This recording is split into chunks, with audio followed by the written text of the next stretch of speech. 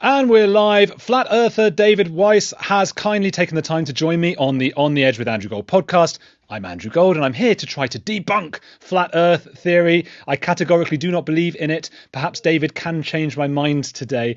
This is a sort of part two to the debate we had with Professor Dave Explains a year or two ago and Sean Atwood. We're going to try and make this a bit... Well, that one got a bit out of hand. And let's hope it doesn't get as crazy and out of hand today. Please hit the like if you do enjoy this. But everyone in the chat, be pleasant to each other. Just because we have different beliefs does not mean we are enemies. David Weiss, let's start with this. How sure are you out of 10 that the Earth is flat? I'll word it this way, and then I'll tell you that I'm a 10. But I am a 10 sure that it's not a spinning ball flying through a scientifically impossible space void that breaks every law of thermodynamics and physics. And so is the Earth flat? Well, flat's not a shape. Flat is a description of level and horizontal. And I believe that we are level and horizontal, and that all perpendiculars are horizontal all perpendiculars are perpendicular to horizontal. There you go. Right. All verticals. Sorry. All verticals. See, here I go. All verticals are perpendicular to horizontal. So yes, Earth is flat, 100%. Okay, because you started by saying you're not 100% that it's flat. You're 100% that it's not spherical. Well, it's easier, but I don't know what this world is. I can look at the empirical evidence and the physical evidence, and everything says it's stationary. Every test that's done for axial rotation has proved the opposite. Every test that has done the proof for curvature has proven the opposite. Right? On the observations on a flat Earth is we see the sun, moon, and stars rise in the east, set in the west, and we feel like we're stationary. The point of the globers are, hey, it may feel that way, but the Earth is trying to trick you. We're actually spinning, and they're staying still relative to us, which is nonsense. So are you 100% that the Earth is flat? 100%. Okay. What would it take to bring you down to 99%? Yeah, well, you can take me all the way down to zero. Is show me axial rotation, show me curvature, proven curvature. Show me high pressure next to zero pressure or low pressure without a physical barrier, right? When we talk about the Earth is a globe surrounded by water, surrounded by air, adjacent to a void of space, and then the globers say, "Well, gravity's holding the air down." We can get into that whenever you want. Okay, interesting. What about those videos? You say, show me the curvature of the Earth. What about those videos? You've seen them, not just NASA, and because I can understand why people would not want to believe the corporations and stuff, and nor should they. What about the videos of YouTubers who put balloons up into the air and the video gets out into space and you can just see that the Earth is quite clearly curved?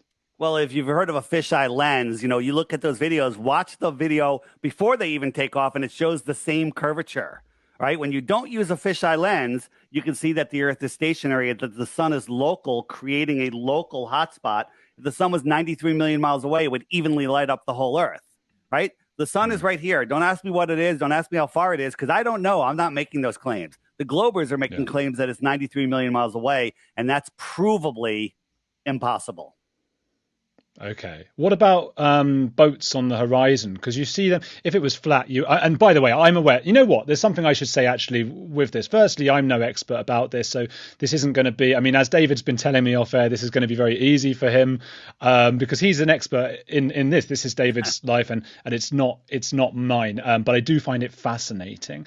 I'm an atheist in the sense that I don't have a belief in a God, though I respect friends and family members and viewers who do. But I am a believer in the sense that I'm a believer in science, and that requires faith. Not necessarily in the same way that religion does, but I have to trust for my religion of science. I have to trust the scientists and textbooks that tell me things. So it is important to question them. So I think it's good, David, that you question it. And while I do believe while science is never wrong, scientists often are wrong. So I respect you, David, for asking questions. And many conspiracy theorists do tend to be right. You look at Watergate, you look at that guy who we're not supposed to mention on YouTube, who had an island doing awful things. So at times, scientists are proved to be wrong. Many different viewers will know that and will be thinking of their own specific examples. My issue here is so many people would have to collude for the Earth to not be spherical. So many people would have to be lying to us, wouldn't they? Well, no, absolutely not, because we think that's the case. Why aren't all pilots and scientists in on it? And the answer is, well, they're not. They're just good memorizers and regurgitators of the information they were fed. We just released a video, 3 hours long, 27 pilots talking about how the Earth is flat and stationary, and they're not allowed to talk about it or they lose their careers. Okay, so there's astronauts that have whistleblown. There's military people that are whistleblowing. There's military guys that talk about the impossibilities of a curved Earth with their weapon systems, with the way their planes fly. Everyone says, well, there's 500,000 people that work at NASA. I think it's more like 5,000. I don't know the number. I'm not there, but they're lying to you about everything. About it's all lies. And the thing is, people like yourself, we're having a rational conversation. You believe the Earth is a globe because you believe somebody else. It's the appeal to authority fallacy, where you have no proof other than a guy in a bow tie who is a failed comedian told you. Therefore, it has to be true. So let's talk about boats over the horizon. You know how perspective works. The sky is up here, the ground is here, and as it goes into the distance, it comes together. And when it gets to the point where you can't see in between, that's called your horizontal eye zone or horizon, okay? And you could zoom in and bring things back. Here's an example, okay? So out here, you don't see a boat, right? But as I'm zooming in, I'm increasing the angular size. And as I increase it, all of a sudden you'll notice, oh, look, there's a boat right there. It was there the whole time, but you can't see it. Now watch. My finger isn't big enough to hold this boat. If my finger was a wave, it's not enough to hide the boat. But as it goes into distance, these waves take out the boat from the bottom up. It's not disappearing over a ball. It's disappearing outside of your visual limit. And if the water was calmer, you could see farther. But if there's big waves, it'll take out entire city skylines.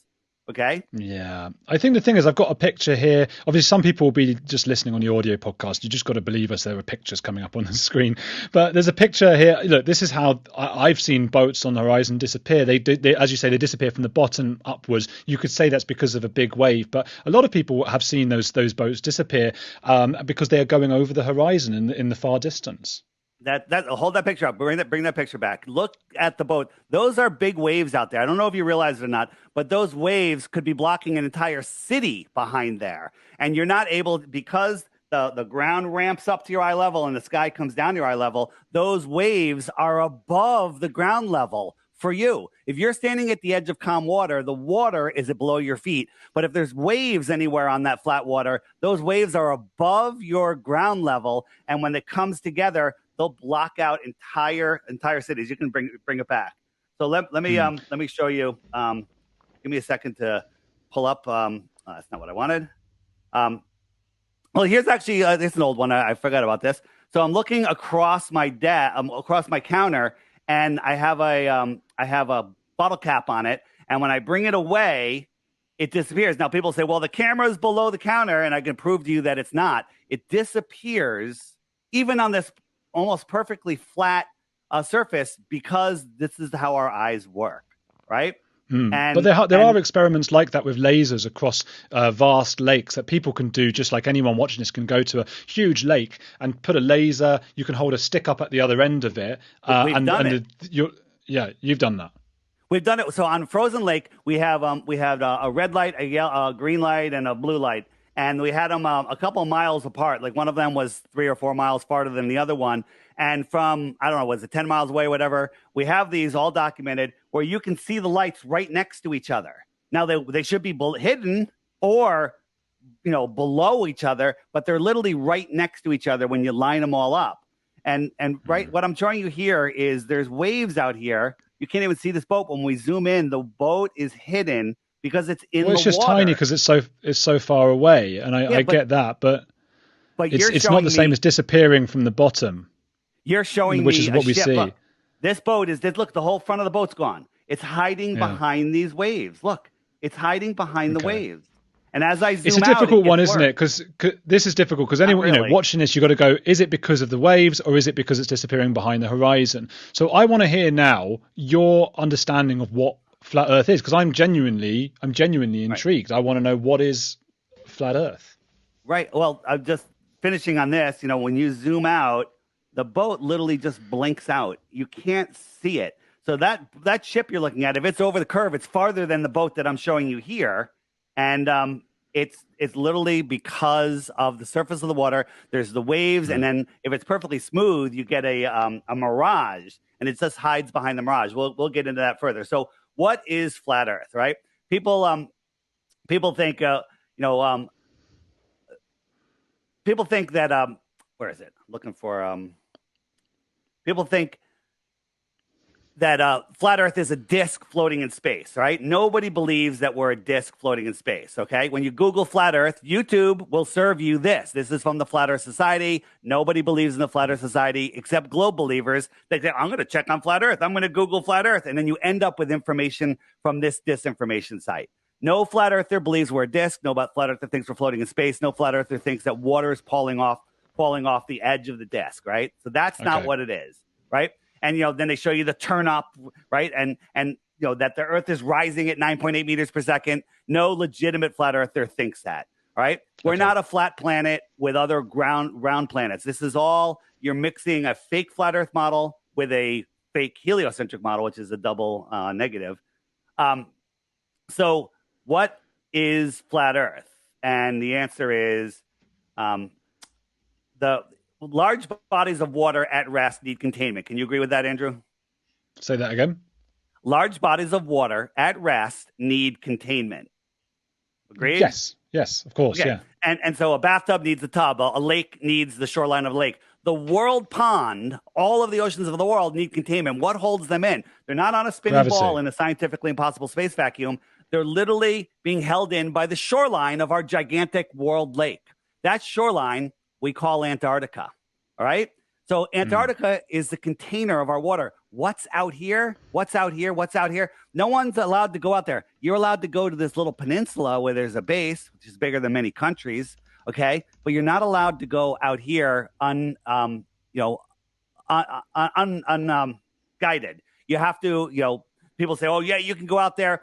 Look into it. We've looked into it. We've got videos to show you that you actually can't go out there. And now all the people loads of people have. There are entire bases and countries out in Antarctica. Yeah. So the entire, when you say entire countries and bases, I agree. The entire countries and bases are, jump all over the place here. Give me a second here. Here it is. We have, this is our map. And we have a base here. These are bases. Nobody goes from this base across the bottom of the ball and shows up at this base. Nobody transverses these bases. They might go from this base to this base, okay? That's about maybe, I don't know how far that is, but it's not that much bigger than if Antarctica Why does no one go there? Because this is how the Earth is set up, and it's too far. It's too far, right? No one's allowed to cross over the South Pole. Right, because we can't disturb the ice, can't disturb the penguins. We have to keep the ice pristine, and they're worried about people getting stuck out there. Meanwhile, in Alaska, if you go north and your expedition gets snowed in or something, they'll go, well, you're gonna have to wait till the spring. We're not even gonna try to rescue them because it's just too harsh out there. But we have been to the South Pole. Who has? Who told you that? Were you there? Do you have pictures? But this is it. I can't win. I can't win the debate, David, because everything I say, look, here's a picture of a boat disappearing over the horizon. No, those were just big waves. Oh, but we have been to the South Pole. Here's a few people who have been there. Well, who told you? Listen, if the Earth was a ball, boats could go over a physical horizon. But a ball requires a set limit of vision before you hit a physical horizon. The anti-globers will now admit that they don't have a physical horizon. Supposed to have a physical horizon. Can you see my mouth? No, because it's behind a physical obstruction. Zooming in doesn't bring it back. But we can see too far. So let me can we go back to the let's finish on the flat Earth, and then let's just talk about the physical limitation of a globe. So in the heliocentric model, the globe model, that you blindly believe in, right? You blindly believe. Say it. I blindly believe in it. I blindly believe. I hereby pledge allegiance to the ball. All right. So this is what's going on. We're spinning. Do you know how fast the Earth is spinning at the equator, the globe? Super fast. Okay, 1,000 miles an hour. That's faster than the speed of sound. So when you watch the sunset, the sun's not going away just as it appears. We're falling over backwards, right? I'm on the ball, you're the sun, and I'm falling over backwards faster than the speed of sound, Okay, that's what you have to believe. Yeah. We're orbiting the sun at 66,000 miles an hour. We're chasing the sun at about a 500,000 miles per hour. Okay, but none of these motions can be measured. None of these motions can be felt. Right? Yeah. It's just we're all. But over you the know, place. science is much more complicated than what we can feel and see, because that's what like cavemen and prehistoric people thought. They just went on what they could feel and see, and it's a lot more complicated than that. Look, if the Earth were a basketball that in size, we'd all be 32 nanometers tall. Like you wouldn't even be able to see us. So that 32 nanometer little midget thing on a basketball would not be able to see. It would look flat. Yeah. So Andrew, this is a pre-programmed thing. I know everything you're going to say, by the way. I could drink a glass of water on an airplane, seasons, sunset. I know it all. All right. But we're a nanometer on a freaking basketball, but we can watch with our naked eyes and see a boat go over the curve. So which way do you want it? Is it gigantic or is it not? But those are huge distances, that horizon. But it's very rare in real life that you get to see such a far distance because of hills and because of buildings and Andrew, things. There's the Bolivian salt flats. It's 300 miles. It's perfectly flat. Okay, perfectly flat, no curvature, and 300 miles. The curvature is miles and miles, but it's just flat. What was I going to say? Now I've lost my train of thought. But here, just to give you an idea on the speed, right? We're orbiting. This is the hypersonic sled track. It's going by a Mach 8.6. It's shocking how fast it goes. Your brain can't fathom twice the speed, right? You have to believe that this giant water ball surrounded by air in a space vacuum is going 10 times faster than this in a curved trajectory, speeding up and slowing down around the sun and chasing the sun at 100 times that speed, never to return to where it was before. But then when you go out in nature and use your God-given common sense or your atheistic given God common sense, okay, using your common sense, you see stuff like this. And what does this tell you? Your common sense tells you that this is not moving. Okay, stamp your foot at the edge of that water. It's going to send ripples right across it. That's why it's so remarkable, David, because your common sense does tell you that. And it's so remarkable because actually we're moving so fast. That's the beauty of it. But when you're on a train going super, super fast, you don't feel that unless you look out the window. You need something to compare it with. I forgot to throw the train in there with the airplane. When you're going straight and level, okay, straight and perfectly straight and at a constant speed, you kind of don't feel it, but that's not true. Walk towards the front of a train while it's going at a constant speed and walk towards the back of the train and you feel a major difference. Okay. But the train and the airplane are going straight. None of the motions of the earth are straight. They curve, right? The outside of if you're on the equator, you're spinning at 1,000 miles an hour. Yes, it's only once per day and a clock hand goes half that speed, but that clock hand is going 12 inches in 24 hours when in fact, if you're on the outside of the ball, you're going 1,000 miles an hour and you're going off of your trajectory by over a mile a minute. Okay. You would die. But it goes back to the basketball, doesn't it? If you were a nanometer tall on a basketball, you wouldn't feel it spin. Like microbes don't fall off of a basketball, do they? They just hang on there. If I had all sorts of microbes that were giving a virus and stuff on a basketball and chucked it at you, you wouldn't be like, oh, I'll just rub that on my face now because the microbes fell off when you threw it to me. They're so infinitesimally small that they don't feel any of these things. They don't fall off. They're not affected by the same things. We're not microbes. We have mass. We have weight, and centrifugal force will push you. Now think about this. You're on a merry-go-round. It's going around once per day, a regular merry-go-round at a fair. Well, you can barely tell it's moving if you could even tell. Expand it out to 24 miles in circumference. It's going a mile an hour. Hey, that's like a slow walk, right? Now span it out to 2,400 miles. It's going 100 miles an hour, and it's curving. You're holding on to this thing for dear life. Now spread it out to the size of the Earth. It's going 1,000 miles an hour. It's curving off your trajectory faster than a free fall skydiver. I'm sorry if you can't see that.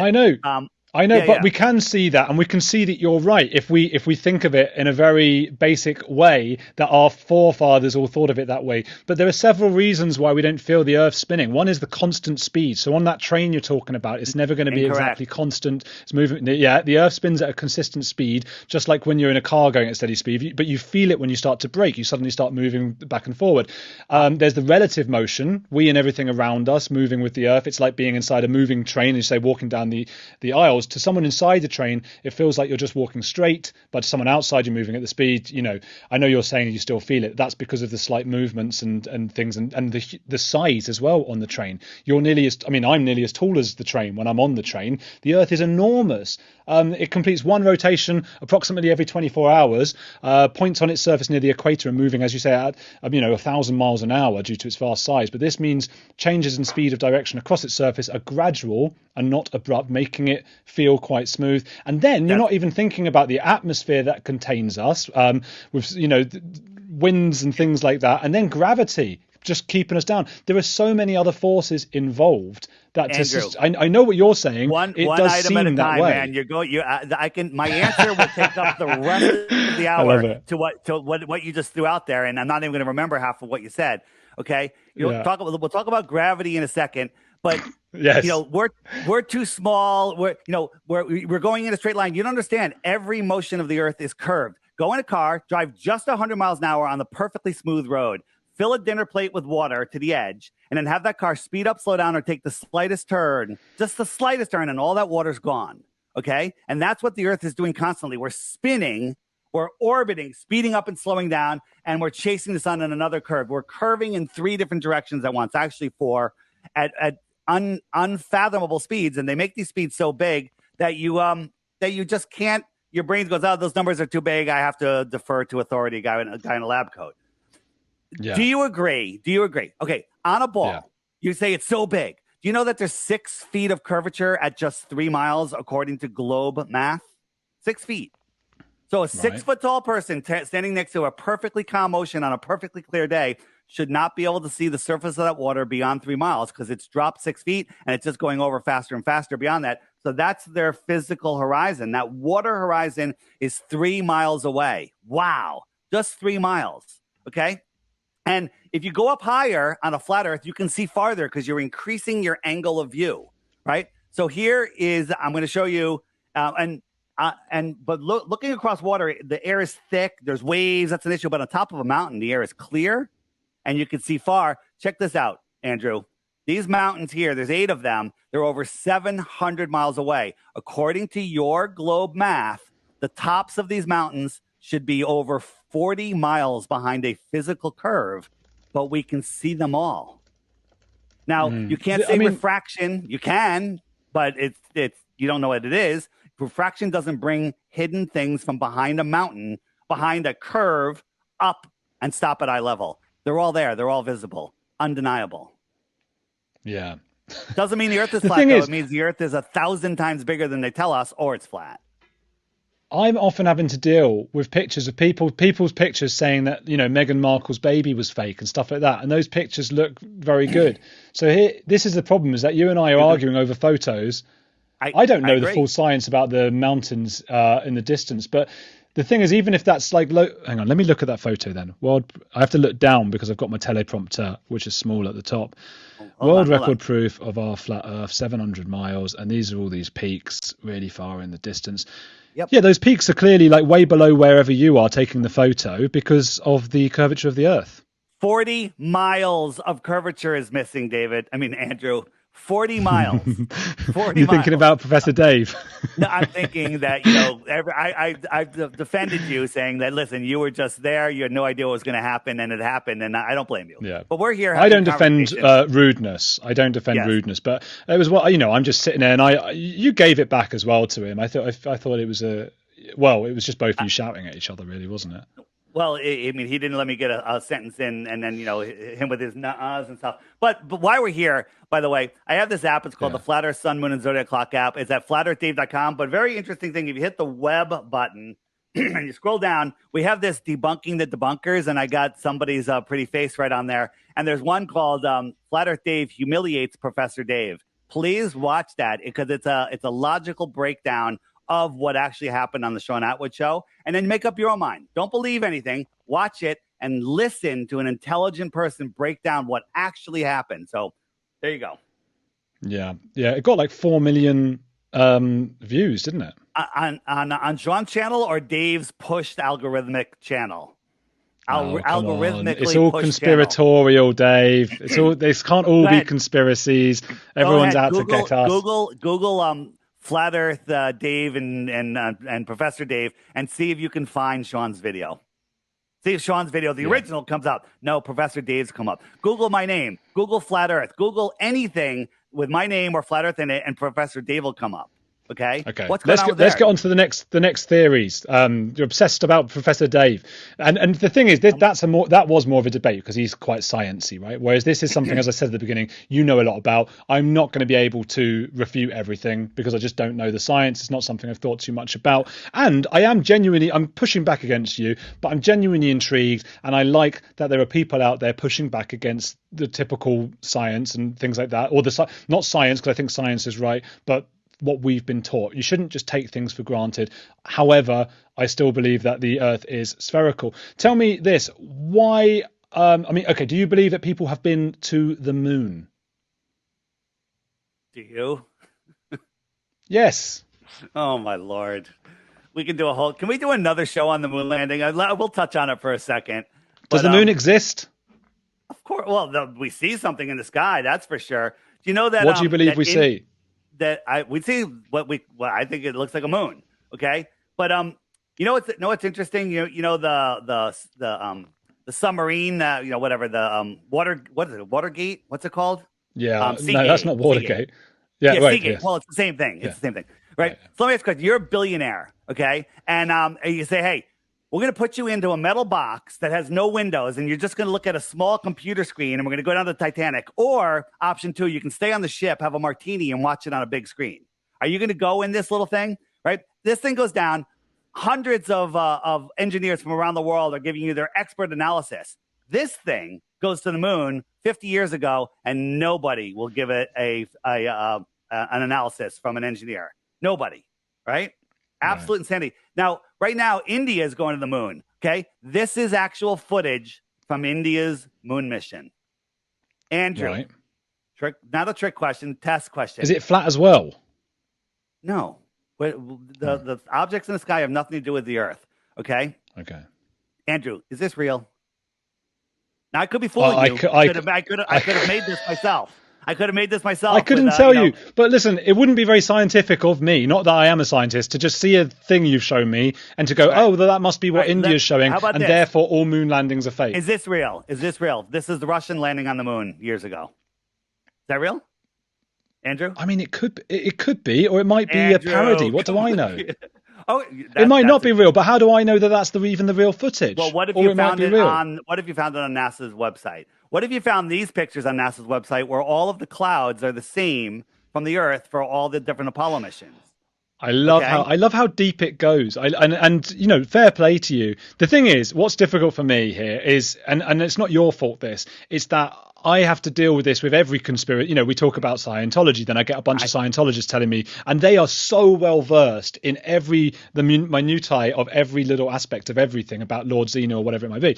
And then the Jehovah's Witnesses get involved, and then the Hasidic Jew, and then it just goes on and on. So I don't know about these photos. I'm not faith-based. I'm evidence-based. Okay, so here's the NASA tells us this was on the moon. This is the thruster. Now the moon has a lot of dust on it. There's no dust crater. Okay, let's just pretend that doesn't matter, but it does. Okay, and then here's when they left the moon. So my question to you is 1970, when they're using film. Who filmed this? There's 2 guys in here without seats. Now watch, the nozzle is down here. So what's this thing gliding? So it's shot like a shotgun, and then the skeet is coming across where it's going to connect. Okay, I have no idea. Well, I know, but you're not thinking. There are orbiters going. Okay, but I am thinking. I'm thinking, Dave. I'm thinking, in whose interest is it to continue the lie that the Earth is round and that the moon is real? We're going to answer that at the end. After I show you all the dead bodies, we could speculate on who the murderer is. All right. So just to recap real quick. There's no engine on this. There's a guy orbiting at 2,000 miles above, and they're going to connect, and then they're going to go back to Earth. Okay? I don't know what that is. This is the launch of the LEM going back to the orbiter. 3 guys went to the moon. 1 guy stayed on the orbiter, and 2 of them landed on the moon, played golf, drove a dune buggy, and then took off in that thing to meet back up. Okay? So wait, hold on. Yeah. The 1 guy left in orbit. Look at this. This is done on a zero-G plane. Right? He's playing with his paper. Lots of paper in orbit. Right? And then watch this. Yeah. He lets it float. Oh, cool. Now look Who's panning up? Who's panning up? I don't know. I don't know how they do it. I don't know how they do the filming. Dave, here we go. Oh no, Professor Dave's still on his mind. You're just Dave for the rest of the show. That's it. Okay. Yeah. Right. Whatever. That is funny. There's a British sitcom where that does happen. The guy keeps getting called Dave, but that's irrelevant to non-Brits. So plenty of people have been to the moon, and again, we shouldn't get bogged down in the moon thing because that's a whole different thing. Yeah, but they've all got a lie. It's just too much lying. There's not that many. There's only a few people that have gone. They're all Freemasons. Look at the Apollo. Then the 3 Apollo astronauts got back for their press conference. They literally look like someone just shot their dog. Okay? They just went to the moon, played golf, and drove dune buggies. They come back and they're like, yes. These are very serious people. If you went to the moon, what would you do? Take 100,000 pictures of rocks, or would you point the camera to the Earth? Okay? Never once on the moon did they go look at the Earth. Never once did they say the word Earth. They never said the word Earth. Are you kidding me? When you're coming into your home if they were acting in a film, and it was all faked, they would also look at the Earth, wouldn't they? They would say, look at the Earth if they were acting in a film, but they were acting in a deception. I want to run you through something. That doesn't make a difference. I want to run you through something. And I want you to use what's underneath the Earth? The deepest hole ever dug is only 7.8 miles, and they hit an impenetrable barrier. United States and Russia were working on that hole the whole time together, and they couldn't get through it, and they were wrong every step of the way on what they were going to hit next. And then all of a sudden they know the next 4,000 miles. Nobody knows the answer to that.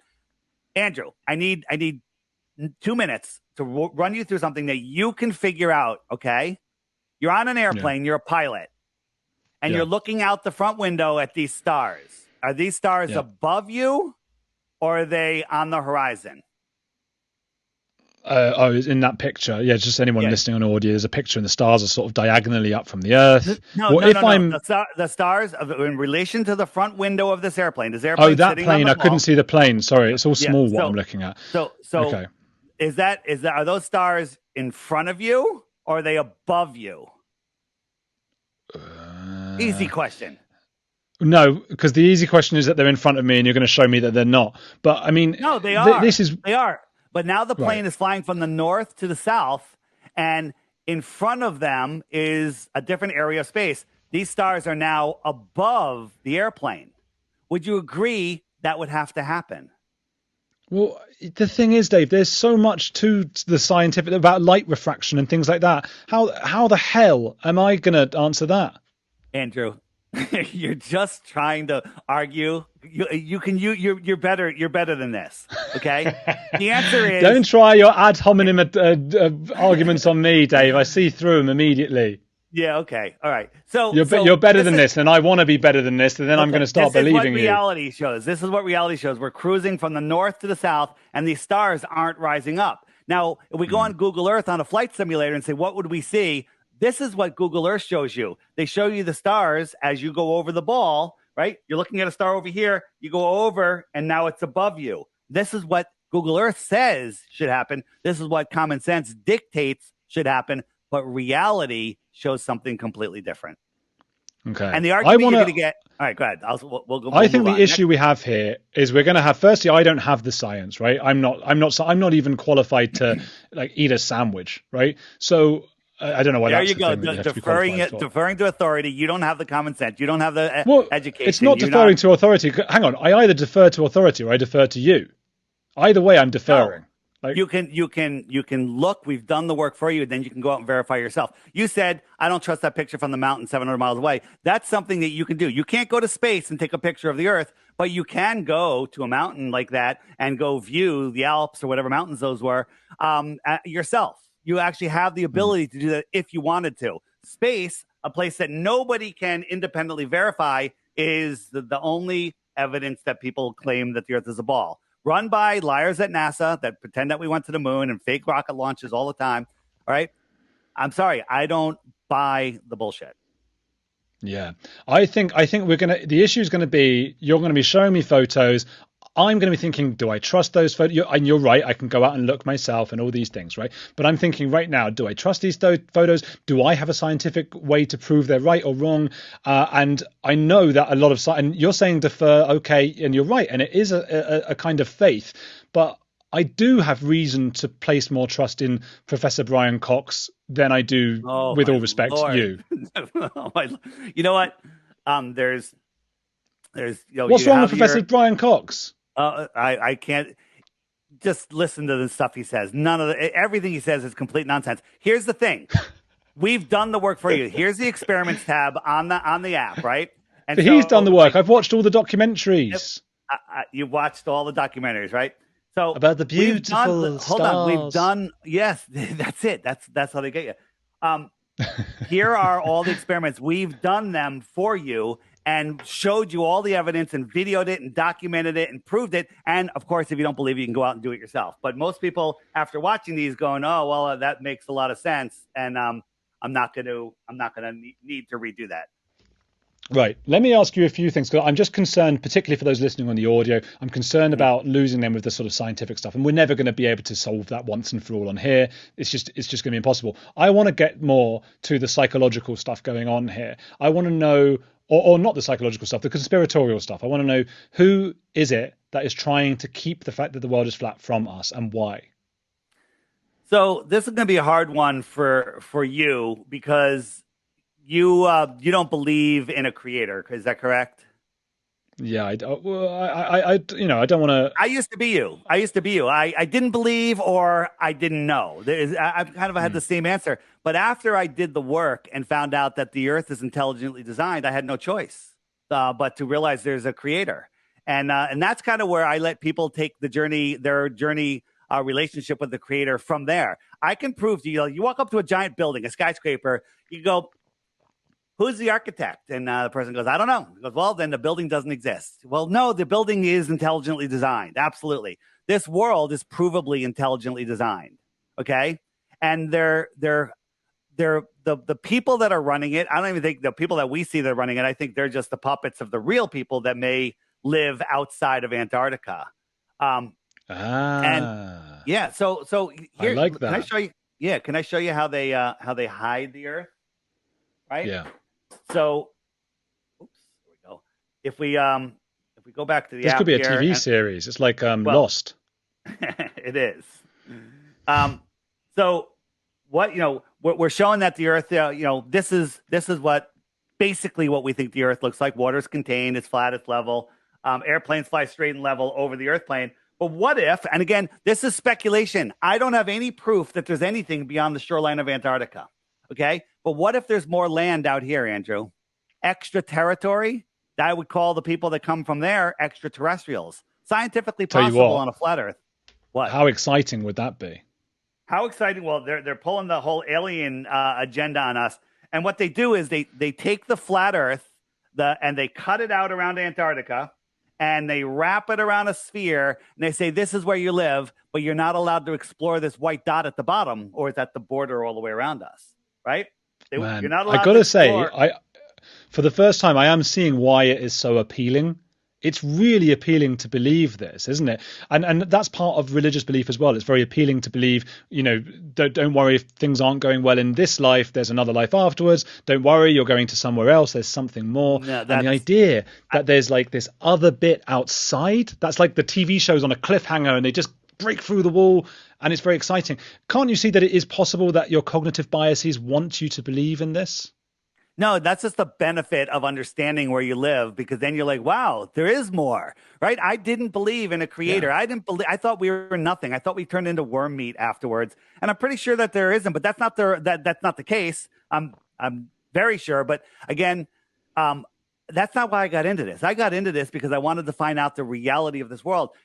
Andrew, if you didn't have to pay for gas for your car, heat for your house, or air conditioning, would that make you happy? Probably. It'd be pretty cool, right? I suppose it would. Yeah. I suppose it would. What if they're hiding free energy? What if they're hiding more land? What if they're hiding technology? Well, I'm sure they are. I'm sure some, that's why I don't want to poo-poo all conspiracy theories. I'm sure there are dark, conniving people out there who are hiding things from us. But I also am a strong believer in the sort of, I think, look, one of the reasons that we believe a lot in some conspiracy theories, and we need to believe in it, is because the truth is sometimes much scarier and sadder. Because as scary as it is to believe that there are people out there who are, have malicious intent and are trying to steal things from you, it's even scarier to believe that actually nothing means anything. We're just a bunch of people and nobody knows what they're doing, and nobody in government really knows what they're doing. They're just running around doing random things. That is terrifying. And no one wants to believe that. So I can see. I know, because it makes you feel better to think that actually they're out there trying to get you. In my world, I used to think that the government was here to protect us. I realized the government's here just to push the elite agenda and push Agenda 2030. Research the government, no, it's not doing either. It's not doing either. They're not here to protect us, and they're not here to push. They're here. They're individual people who make up a government, who are selfish human beings like all of us, and they just want more money. We agree on something, but there's a bigger agenda above that. Here, let's get back to the science of the globe. On the globe, it's about 11,000 miles around Antarctica. The last person to try to go around Antarctica was Captain Cook. It took him 3.5 years. He went over 68,000 miles. 68,000 miles, right? Antarctica is only 11,000. The equator is only 24,000. 68,000 makes sense on a flat Earth. Yeah. Oh, bummer, huh? I mean, there's so much that doesn't. I didn't want to keep getting bogged down in the science, but one of the main things here is time zones and the sun's shadow and stuff. But I know that you've practiced this as your whole life, or for as long as you've believed in flat Earth. So I know you're going to have answers for these things. But the time zone thing is quite hard to get away from. I mean, it only works if you've got the sun on one side and not on the other, that it's dark on one side and not the other. Do you know that there's more time zones in the outer south of the equator, than there is in the north of the equator? Well, because they're social constructs. They're made up. No. Well, that's a good answer, actually. There should be equal lines from north to south as the Earth spins, and you got your time zones. Okay, but because the Earth is tilted, right? So that it would be in a time zone. You have from top to bottom, everyone has the same time along this line. But the problem is, if I could find the right picture, where is it? So you got your time zones here, but the Earth is tilted. And if it's tilted, there would be different times everywhere. Now you could argue, well, it's an hour and a half here. Sure. Newfoundland is this and that, but in reality, the time zones work very, very easily. Let me show you. Okay, the sky is a perfect clock, and when I say that, it is the only perfect clock. The best watch in the world, best timepiece in the world. Guess what? It's basing its time on. It's basing it on the sky clock. So wherever the sun is, and I don't know if you can see this. It's noon where the sun is, from a straight line from the center all the way out along the hour hand. That's where it's noon. So it's noon in Sydney, Australia right now, and it's midnight over here on the east coast of the United States. And so I can wait until the sun goes over an area, like, oh, look, it's right over South Africa, and I can call my friend up and say, where's the sun and what time is it? He goes, it's directly above me. It's noon. And then I could wait until later, and it's over in South America or over Australia, call a person up, and then anybody can do this, and they'll say the sun's right over me and it's noon, right? And so that's how time zones work. Time zones. The sun is the hour hand. It shows the hours and the days, right? If we turn it laps the moon. Watch. Right now you don't see the moon because it's a new moon, but you'll watch. It's getting away from the moon, and the moon will be dragging behind it. It laps the moon every 28, 29 days. So here it comes. So that explains eclipses. Yeah, well, yes and no. It definitely has to do with the moon. But you see the moon? So it'll lap it. So the moon keeps track of the weeks and the months. There used to be 28 day months, and with one extra day, one reset day, right? And then if I turn the stars on, where are the stars? If I turn the stars on, the stars are going slightly faster than the sun. So the sun will drift back through each zodiac for about a month, and it takes 365 times around before the stars will lap the sun. Okay? Dave, remember that? Not Dave. There we go. I'm just calling you Dave. The spiral model of the Earth, the heliocentric model, we're traveling 4.4 billion miles a year, never to return to where we were before. But you go out tonight and take a picture of the stars and put a note in your calendar to do the same thing, same place, same time, same day next year. Every single star will be in the exact same place. That's impossible in a heliocentric model. It shows that the stars are fixed in the sky. They never change, right? There's a shaft in the pyramid that looks up at Polaris, but they tell us, oh, no, it used to look at Thuban 2,000 years ago, and it just happens to be looking at Polaris. Well, we had here in the United States, you know about the Georgia Guidestones? No. You know about the Georgia Guidestones? It's a monument that was put up in 1981, I think, and it showed if you look through this one hole, Polaris was there, right? But they say Polaris is so far away, it doesn't matter that we're weaving 186,000 miles back and forth on the sun every year, traveling 4.4 billion miles a year. It's so far away, it stays in that hole. That's ridiculous, okay? Right? It's so far away, it stays in that hole. But the problem is the Earth is precessing 1 degree every 76 years. So a half a degree would be half of that. Well, it was up for 40 years and it still hadn't moved. A half a degree would knock it out. It would half a degree, I think, is like 1.5 wisps of the moon or something like that. Okay. It was still there. So you know what they did? They blew it up and they blamed it on a terrorist. Oh, darn it. Just when it's proving the Earth is stationary, they blew it up. And you know what's funny? This is a national monument. It was blown up. Same day, bulldozers were there to knock the rest down to protect the public. Yeah. And all right. take Wait. it all away. Okay. You've gone too far into the weeds with this one, but let me ask you another one. How does GPS work in your theory? The ground positioning system is very simple. It's tower to tower. So towers are on the ground, and towers are on the ground, and they literally triangulate from one tower to the other, and that's it. So wherever you are, one tower sends out a signal, and it locates you, and another tower finds you and puts you on a circle, and the third tower finds you and puts you exactly where you are. The problem with GPS is it doesn't work in the middle of the ocean. It doesn't work in the middle of the Amazon. It doesn't work in the Southern Ocean. It doesn't work in Antarctica. Okay. Why? But here's what I think is a key problem with the whole theory for me is it's not using the science. It's going back to the very beginning when I said to you, you've gone blurry, by the way, out of sorry. whatever it's happened. I don't know what's going on there. Yeah, but I said to you, the problem with this for me is that too many people would have to be lying to us or whatever. And you said, no, a lot of them are just believing what's told to them from above. But there are plenty of people involved in the manufacturing of things like GPS that involve, as far as they know, the people constructing it, at least 24 satellites orbiting Earth, satellites distributed in such a way that any given time from any point on Earth, at least 4 of them should be visible in the sky. That's how they've set up GPS to work. So it's not just like the government who are trying to hide God from us or whatever it might be. Yeah. It would also have to be all the people involved in the manufacturing of GPS. It would have to be all the people involved in countless other kinds of navigational systems.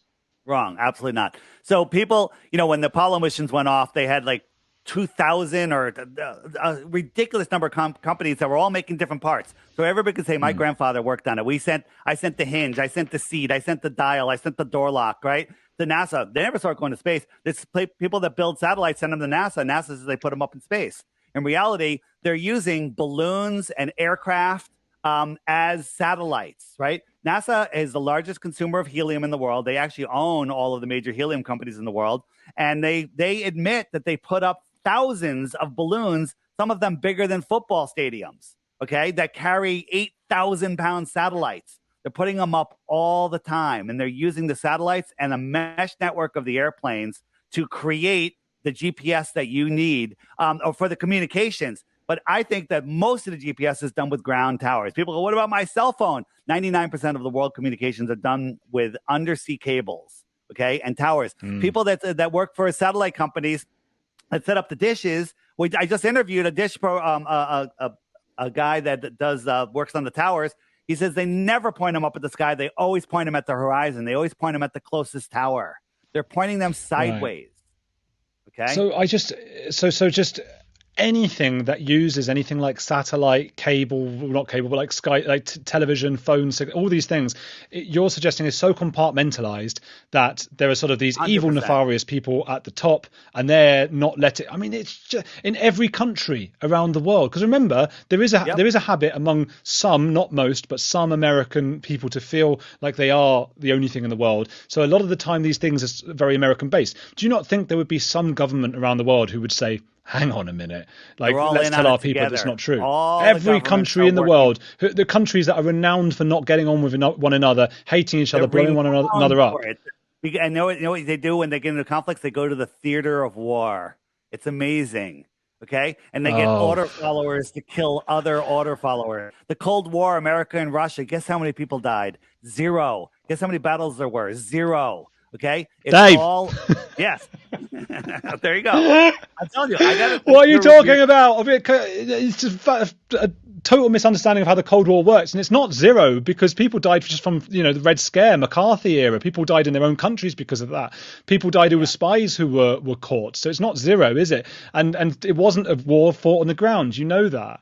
You were started with GPS and satellites, and here's them launching a satellite. This is what's done. Okay, they launched 2,000 weather balloons every single day to chart the worldwide weather. 2,000 every single day from 1,000 locations across the earth. They all launch at the exact same time, twice a day.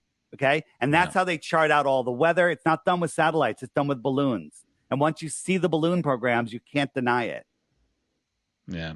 Yeah. Again, I'm not going to be able to beat you on the science because I don't know enough about it. I think I've got you on just the philosophical part of it. It just doesn't work. There are 7-8 billion people on this planet. There are too many. That's another lie. There's not 7 or 8 billion. Well, you're right. I take that in faith. You're right. I take that in faith. How large is you're putting out is in faith. And the thing is, most people that fight the flat Earth are they're just believing what they were taught in school, what they were indoctrinated to believe. Okay. Why? Okay, let's say you're right about this, and I have no real. I'm not somebody who has the kind of ego where I've got to like win and beat someone. What's the point? Let's say you're right. Like, why is it important to you? And I do understand that truth is important, but tell me why else it's important specifically to you, not to flat earthers in general. What is this to you? Well, once you break the heliocentric spell, your thoughts create your world. You realize that everything in your life is because of the way you think. The good things, the bad things are attracted to you because you're thinking about them, and you're bringing those things into your life. The biggest conspiracy in the world is that the universe is conspiring to deliver you every one of your thoughts. So everything in your life is your fault. Period. Okay, I believe that, and it's kind of provable, right? And so if your thoughts are contained, right, in a heliocentric world where we're going to get hit by an asteroid, a nuclear bomb's going to blow us up, wars, countries are fighting with each other, we're running out of food, we're running out of water. If you're living in fear, you lose your power, right? We're in a spiritual war. I know that you don't believe that, but it's a war that the elite believe in. Okay, they're really evil people, and once you break that and unplug, you stop feeding the system. And I don't believe that anybody can stop you. And, nobody's allowed to take away your natural law rights. Careful how I say that with you. Okay. No one's allowed to take it away, but you're allowed to give it away. You're allowed to give it away. People can trick you. And if you don't pay attention and realize what this world really is, you give away much of your life. Most people in this world work 9 to 5 at best. Okay, they come home, they eat, they watch Netflix, they watch HBO, they go to a sports game, they drink, and then they start the week over again. And then when they're too old to enjoy anything, they got a little bit of money, they retire and die. Okay, that's not what life is. That's not what life is. So can I just say, I respect that, okay, and I do. I respect you. I think I should respect everybody I speak to. Why not? And you're a nice man. I would just say what you've said. I mean, I don't know much about the science of flat Earth.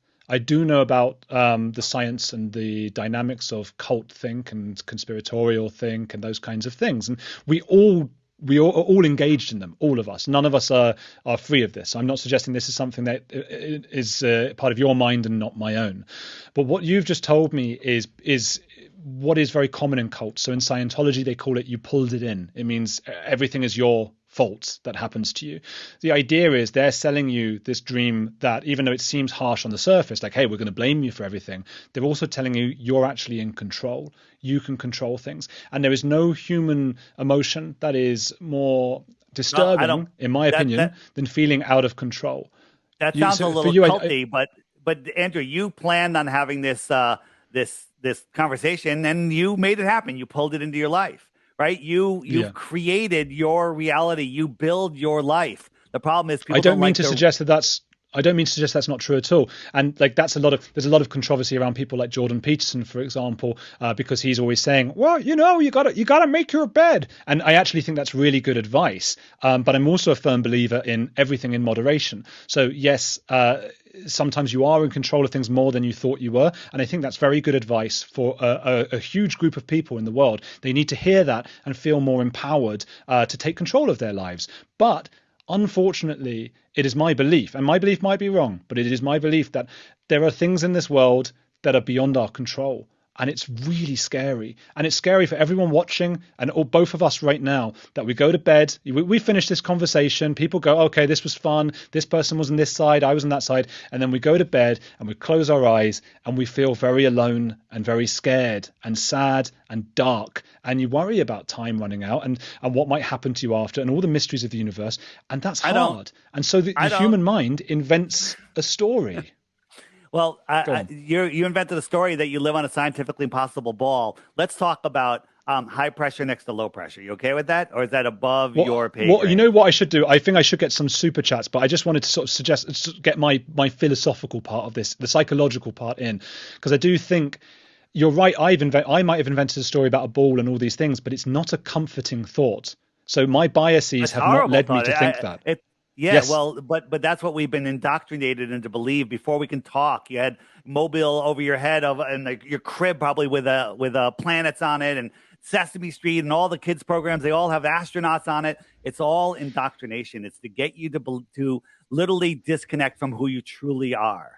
Right? Any super chats come in with questions? Let's read them. That would be great. Yeah, okay, let's do that. I would just finish with but your version of it is very comforting, and I think it's very human to go with that. And even when you're describing, wait a minute, hold on a second. Comforting that the elite are out to enslave us and keep us, in a spiritual. That's not comforting. It is, because it implies that if you just got rid of that elite, there'd be some sort of either an afterlife, an all-loving creator, more resources. All we have to do, don't be worried when you're going to sleep about the loneliness of it all and dying alone. Just think we just need to get rid of that elite. No. Now, I don't deny the elite are there. The elite are there. The problem is when you get rid of them, there's also meaninglessness there. And that's sad. And that keeps me up at night. But it doesn't mean I'm going to change my truth. I know you do. But okay, let's go to, and you're welcome to. I welcome all different views on this channel. That is important. Plurality of opinion, because otherwise we do have groupthink. While the chats are coming in, anybody that's new to me, you can find all my information at flatearthdave.com. My app is there. It's only $3. And there's tons of information. It's the stuff that YouTube is hiding from you. If you don't want to pay the $3, you can spend 500 hours looking for stuff on YouTube and maybe find 2 hours worth of good content. Okay. But the app is $3 and it does a ton of stuff. It's $11 a year if you want to use the friend finder and message other people and get involved that way. But you don't need to do that. Also, there's the crash course on my website. It's free. Just watch those videos. It's scientifically impossible to watch 3 of them and not become a flat earther. So don't watch it if you're not ready to be cut off from your family because you're a flat earther. Okay. And I'm also offering 3 Bitcoins for 1 globe proof. But you have to. I like that you approach this with humor, Dave. And that's something I do like. I usually sit there going, make sure you check out my guest thing. And I don't believe in flat Earth. However, give Dave the time of day. Go and have a look and disprove it if you want to. Do go to his website. And if you end up giving him some money, it's only a few dollars. It's not going to change. And then you can check out his stuff, and then you can tell him it's all complete nonsense, and then try and get a refund or something. Right? Send in your super chats, because that's all I'm probably going to be able to read, because there's never been so many comments on a thing. And I go to a different column here, and I can see a super chat. Here's one from Lena in Love. So, David, accusingly, and rightly so. What about polar night / midnight when the sun doesn't rise / set for 1 to 3 months, depending on what parallel you're at? Explain it, please. Yeah, absolutely. So day and night. If you look here on the app, so the sun migrates in between the 2 tropics. The inner one is the Tropic of Cancer, and the outer one is the Tropic of Capricorn. In the summer, let me get to the summer. So we go to March, April, May, June. So in June, the sun goes all the way in here. Now, if you're in the inner north, the sun is getting very close to you, and it stays close to you. So you have your a 24-hour sun in the inner north. And then 6 months later, the sun moves out to the Tropic of Capricorn, and it never gets close enough to Alaska or Norway to rise for like a month or so or longer, right? It's never close enough because it's so far away, it never rises. There's your polar night. Here's the problem. You should have the exact opposite, 24 hours a day and 24 hours a night in the south, but it doesn't happen. And we've proven it by all of the stations reporting with their cams. And there is 24 hours of no light, because when the sun is on the Tropic of Cancer, it never gets close enough to Antarctica to light it. But when it's out here, Antarctica still gets dark. It should never get dark. It should be 24 hours of sun.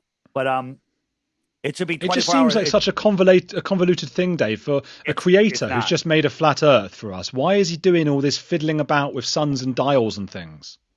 Well, why would the creator create a speck of dust flying through an infinite universe with air on the outside adjacent to a void, which defies all of the creator's physics? I mean, you want to talk about convoluted? I don't think a creator did. Yeah. So you think nothing? This is a cool story, right? Nothing exploded and became everything. Okay, boom, nothing. We'll give you that. It became everything, and then somehow, gas violently fills the space the available space. But for some reason, if you get enough gas in space, it collapses upon each other and becomes a nuclear furnace, leaving a void of no pressure in between. So gas collapses on itself and then becomes this huge gravitational monster that burns. The sun burns like 600 billion tons of energy of fuel like every minute or something ridiculous like that. But for billions of years, it's kept its gravity the same. Okay. Yeah. What Dave, is going on there? We keep getting back to the same thing. You don't want to believe things that suggest nothing was in the control of a creator. It's difficult to believe that. Right, I've got a next question. Right. Nechama Gluk. What might be and there's another question I'm going to pop in a second, but thank you for the super chat. What might be the motivation to uphold such a large-scale alleged lie? Who would benefit and how? Seems like a lot of work for what gain? And I'll just say there's another similar question. Demetra, thank you as well. What is profit motive to lie about Earth's shape? So it's all about controlling the people. If you, it's not the shape that matters; it's your position in the Earth. They're hiding more resources. Sounds they're like a hiding euphemism. more land. Yeah, they're hiding more. They're hiding more resources, more land. You're hiding your true, divinity. They're hiding your true power. They're hiding who you really are, and they're keeping you a slave. Like, hey, you know what? When there's tyranny, people are like, you know what? I'm getting out of here. I'm going to Mexico, right? Well, what if there was 100 other continents, or 1,000 other continents, or 1,000,000 other continents that you could go to? We'd be out of here in a second. They'd lose control. So they put an invisible fence around us. That invisible fence is is the globe. The globe is an invisible fence. You know what, Dave? When you showed me that on the thing, it actually got me excited because it's such an exciting theory. But that's exactly why I don't want to believe, or I don't think I can believe in it, because I know my own biases too well. And I want to believe that actually Antarctica is just one thing. And if you get beyond it, there are all these secret extra continents with different resources and a creator. How exciting is that? I don't know if that's true. But think about this. Imagine we lived a while ago and there's only boats. There's no airplanes. There's no radios. There's no telephones. There's nothing. And the educator said, you know what? I'm just going to draw a circle around here. United States, a little bit of South America, a little bit of Canada. And we say, okay, this is what we're going to tell people. We're going to say, hey, there's nothing else. We're going to wrap it around a ball. We're going to say, this is where you live, and there's nothing else. And if you go more than 100 miles offshore, you'll be turned around by the military. And you can't explore this white dot down here. Okay, this is all there is. We wouldn't know that the UK existed, or Australia, or Africa. Okay, this would be our entire world. What if, this is a huge what if. Look at this. Watch the screen carefully. What if we lived in the center of this pond? Okay, these are all other ponds, pieces of the plane, planets, if you will. And they did the same thing. They cut it out. They wrapped it around a sphere. I'm not saying this is real. I'm just saying, what if? And they said, this is where you live. You're not allowed to explore. Do you know what this is? That is sort of what's the truth is. I mean, we are in a sort of suburb of the Milky Way. This is a prison for your mind. A prison for your mind. Okay, you're literally in a prison if you don't understand, where we truly live. And but except you can escape it. I don't know. Go to the moon. You can escape it and go to the moon. And also, plenty of people over the years have traveled around the world. Plenty of people have traveled around the world. Okay. Now, since that brings up, you got to give me a full 60 seconds on this one. Okay. No, because I got questions to get to. No, that's all right. Okay. Circumnavigation. Pay attention. You ready? Okay. Here's my Quickly. You got to watch. Here's my northern center. My compass. What? You're not watching, Andrew. I am. No, I'm looking at my lower screen. So the compass is pointing towards the center. I am pushing this compass west. West is a circle around the center. Okay. This is circumnavigating the world. I could do the same thing and go east. If I go east, the compass is always pointing to the center. East is a circle. This does not prove. But east is meaningless on a flat Earth. It's just right and left and up and down. No, it's not. It's not. Look, the magnet's here. Get a magnet, put a compass next to it, and try to push it east. You're going to draw a circle. Oh, the magnet's hidden in the creator left in the north. Is the North Pole. It's the black rock. Why did the creator leave a magnet in the North Pole? That's how this place works. So I like it. Right. Here's the problem. I've got more questions. Hold on. Billions of people have circumnavigated east and west. 0 have gone south. Right? If I try to go straight, I'm going south. Okay? Billions of people. No one has done it south because the Earth is flat. Go. Sorry. You wouldn't if you were going to circumnavigate the globe, you would not go south and north because it's freezing cold and you'd get into ice and it would be impossible and you'd probably die. No one's ever flown that. No one's even flown it. You can't go south. You can't go south. That's what they want you to believe. Right. Okay? Next question. Right. Firstly, thank you to Daniel Gruick for the sticker thing. Thank you to Polly J. We've got a question from Bobo Gil Dabrun, who just says, Mactoon and FTFE already showed Dave to be oh, sorry. I feel sorry you have to deal with this guy. What'd you say to that, Dave? Those are what we call anti-flat earthers. They're either paid or possessed. It doesn't matter. All their stuff has been debunked. And even when we show them something like they say you can squish a horizon and it's curved, and we showed them how that's false, they still won't back down. They're the actual clowns. Go ahead. Well, look, I apologize, Dave. I do have to read them out if people paid though. So if someone take them all, I don't mind. If someone wants to pay to say something horrible about me, I will read it out. I assure you. Yes. Let's see. Anson Howard says you can only see how silly heliocentrism is from the outside. It's absolutely ridiculous. Oh, hold on again. You cut out of my earphones. What did it say? You can only see how silly heliocentrism is from the outside. It's absolutely ridiculous. It certainly is. There you go. It's one of yours.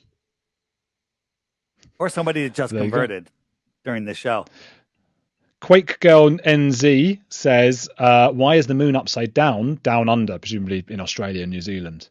Okay, we've been easy short one. Andrew, you and I are in a room. We're at opposite ends of the room facing each other. I draw a 6 on the ceiling. What do you see?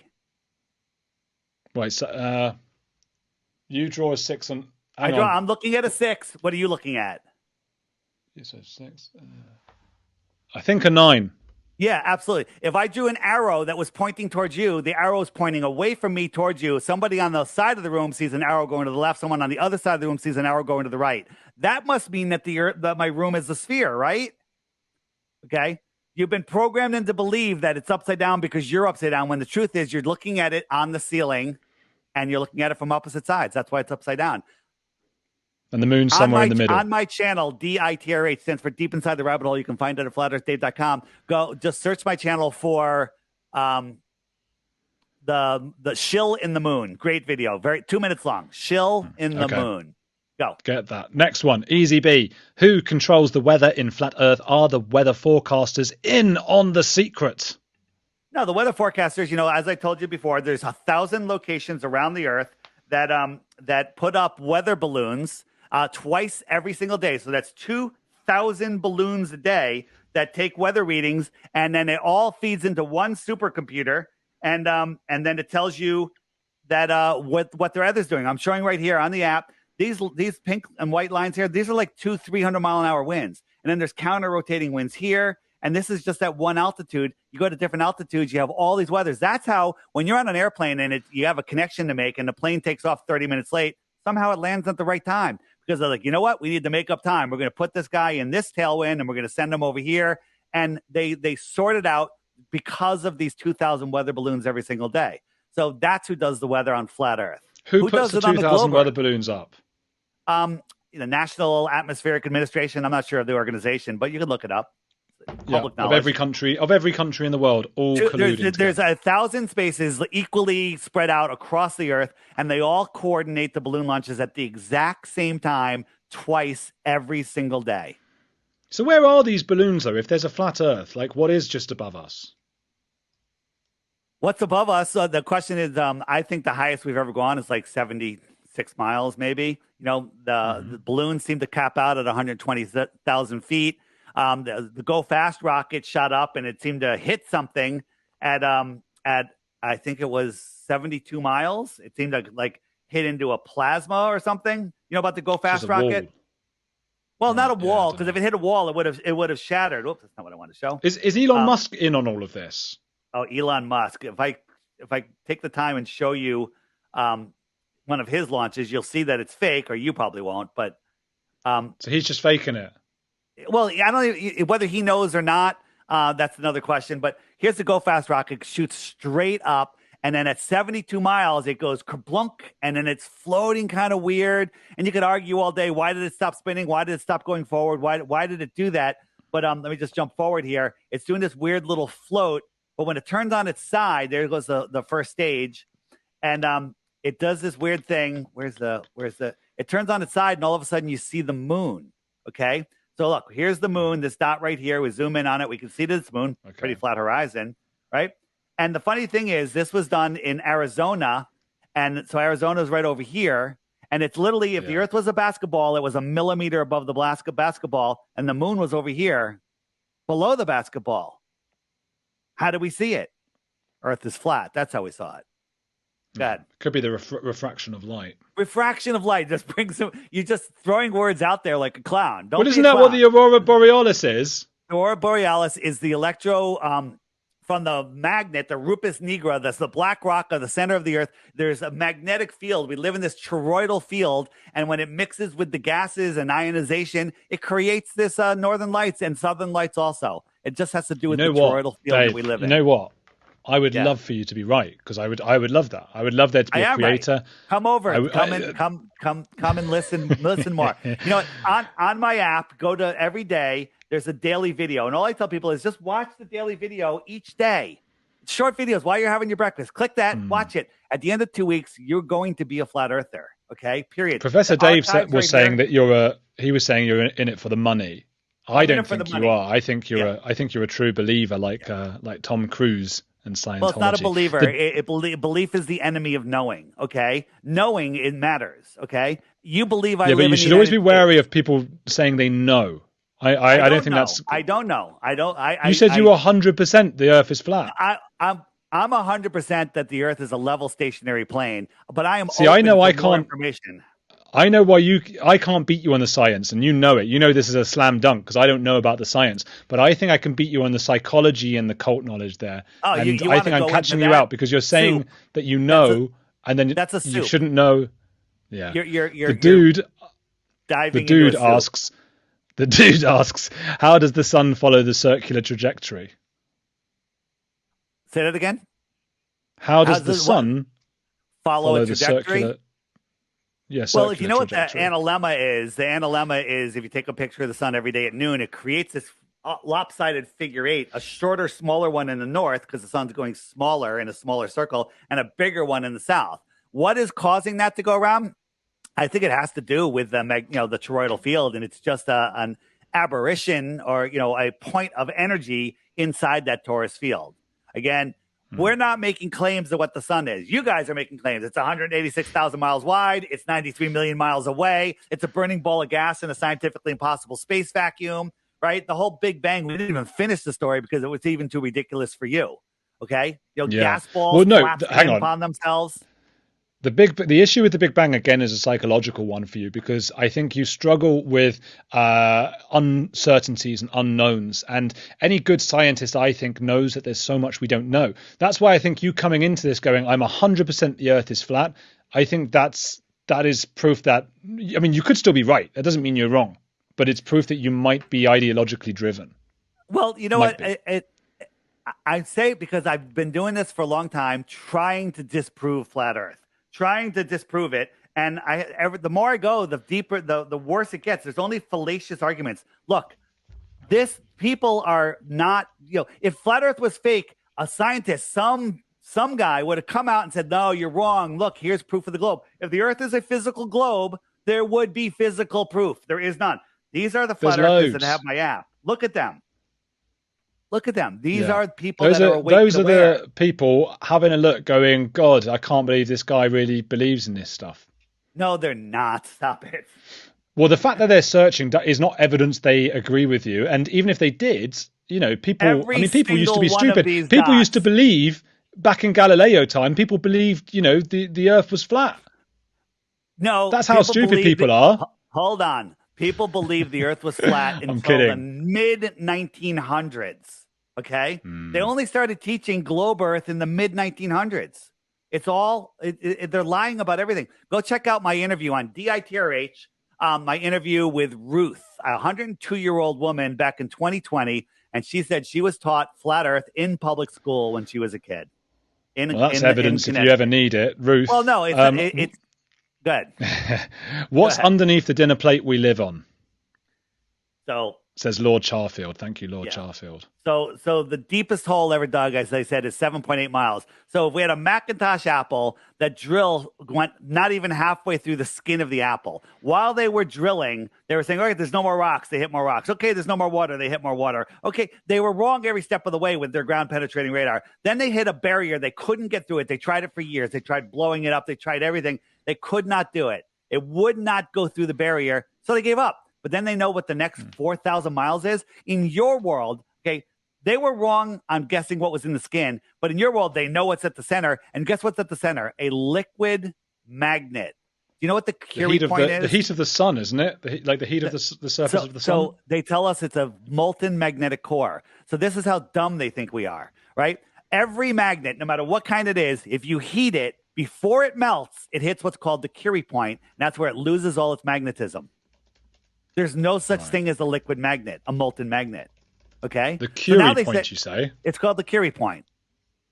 Okay? Magnets, you can't have a molten magnet. It loses all its magnetism. But somehow we got one in the middle, and somehow we know it when we couldn't guess what was in the skin as we were actually physically drilling through it, but we could just know what's in the center. Because if it's not, the entire heliocentric model falls apart, which it already has. But people cling onto it, like you, okay? Clinging onto this. Absolute insanity. It's just too complicated, Dave. That's the thing. You're right. The heliocentric model is way too complicated. It's ridiculous. Flat Earth is simple. It's simple. I know. I think you've just proved my point, David. What? It's simple, and it means that we get to, if we believe in it, we get to feel really clever, and we get to feel cleverer than all the clever people at school who made fun of us when we were younger. Before this. Are you kidding me? I was way clever. Now I don't talk to my brother and sister. I lost friends. Okay. Fuck me. Okay. Yeah. Well, you should get on with them. You should get on with them. Screw ideologies. Don't let them tear families apart. That's the main thing. Go and call your siblings after this. Yeah. Okay. Thanks. Will you? No. Nah. They'll come around eventually. They'll come around. We have nothing. Red Tar for me. Thank you for the super chat. Red Tar for me says, Dave, please explain volcano eruption in Maui. Yeah. So there's a thing called lava tubes, and lava tubes are these energy. There's electrical energy going through the earth, and it creates these lava tubes. Now, again, impenetrable barrier that they couldn't drill through. I don't know how lava's getting through it. Okay. There is lava underneath the earth. What is it? I don't know. Is it, is the earth living? Is it, I don't know. But there's lava tubes, and that's why we get these tunnels, and then they break through the surface sometimes, and they just flow out. We don't see lava, coming out of the top of these cone-shaped mountains very often. We just see these lava tubes. And all the geologists in the world also... Are the geologists who believe volcanoes are something different, are they in on this conspiracy as well? Well, I don't know the story on volcanoes. I just know that there are lava tubes, and that makes a lot of sense to me. It's just like not coming from the core of the earth.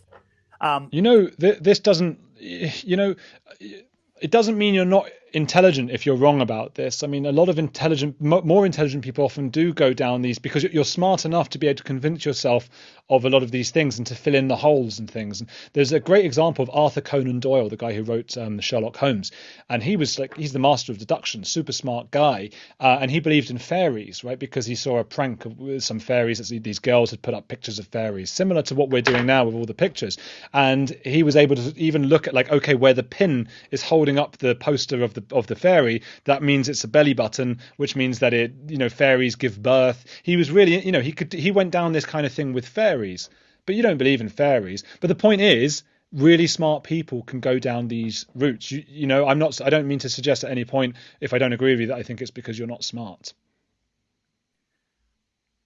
That's fine. I mean, here's the thing: we're holding the globe to the physical science. I'm not looking up at the lights in the sky, making assumptions about them and saying, oh, because this star, is this brightness. I'm not saying any of that because we don't know what the stars are. They're certainly not. You are making an assumption that you're smarter than 99.9% of scientists in the world. No, I'm not. There are people that are just, there's information that you don't know. Doesn't mean you're dumb. It means you're ignorant, not dumb.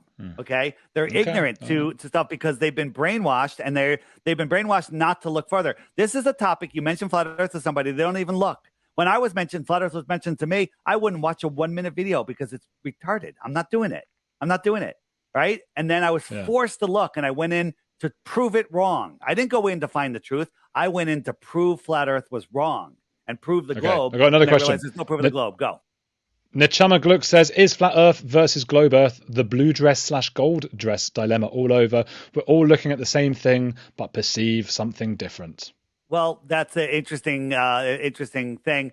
But the thing is, we have the blue dress, globe dress is a perception of sight, but we can physically measure the Earth to be flat. We've done it with lasers. We've done it with mirror flashes. Let me ask you a question. If I had, I always need to bring a mirror. I got a light over there. I could flash the light into the camera, and you would see it, right?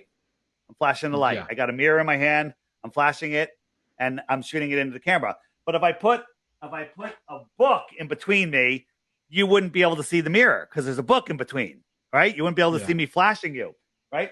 According to globe math, there's 66 feet of curvature over 10 miles. We've done mirror flashes farther than that, and people can see the flash of the mirror of the sun.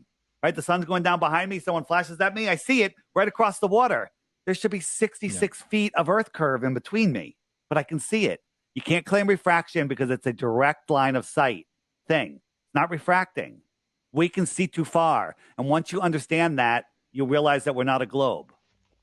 Oh, fair enough. Bob O'Gill de Brun says, does Dave know what the phrase "thanks, Bob" means? Could you ask him to explain?